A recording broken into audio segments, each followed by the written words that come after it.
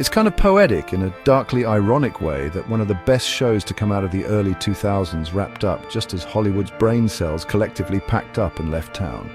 It's almost like a narrative serial killer came in, killed off coherent storytelling and quietly walked away, leaving a trail of IPs bleeding out in the streets.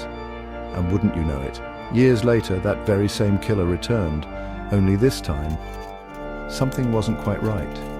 The voice was familiar, the tools were the same, but the technique was off, and so was the motive. Welcome to the Snake Pit, where we're full of bile and venom.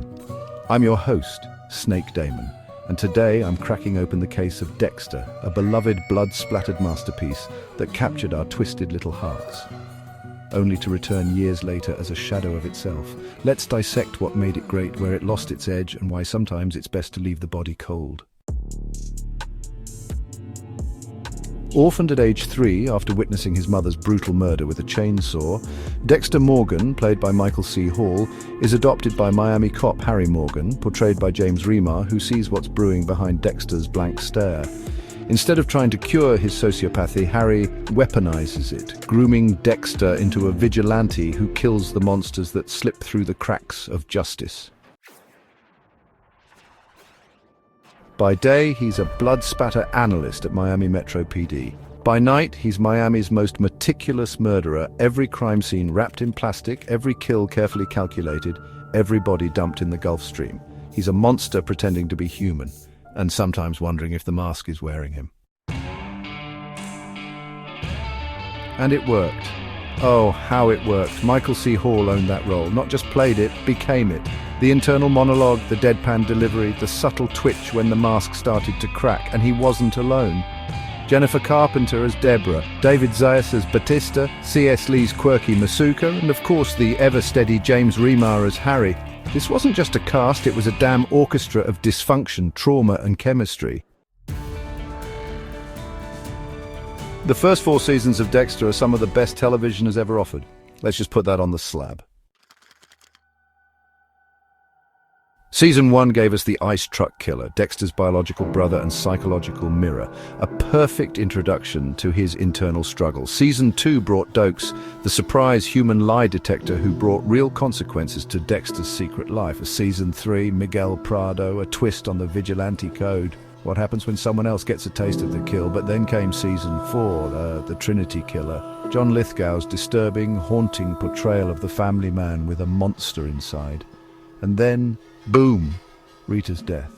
Dexter's wife brutally murdered in his own home, and his baby left crying in blood. It was devastating, it was perfect, it was the kind of finale that could have ended the series at its peak, and maybe in retrospect it should have. Let's be fair, change is inevitable, you can't keep chasing perfection forever.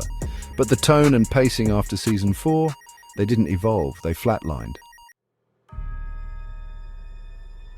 Season 5 gave us Lumen, played by Julia Stiles, and if it wasn't for her, that season would have been entirely forgettable. The villain, meh. The arc, repetitive. But Stiles brought weight to Dexter's need for redemption, even if it fizzled out in the end. Season 6, the Doomsday Killer, aka the Apocalypse Killer. Easily the low point of the series.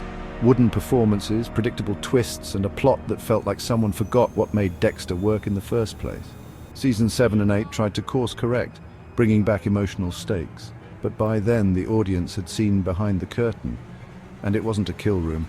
Just a room full of writers desperately trying to plug leaks. And let's not even start on the ending. Dexter driving into a hurricane and coming out as a lumberjack.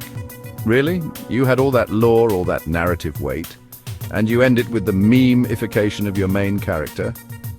The dark passenger deserved better.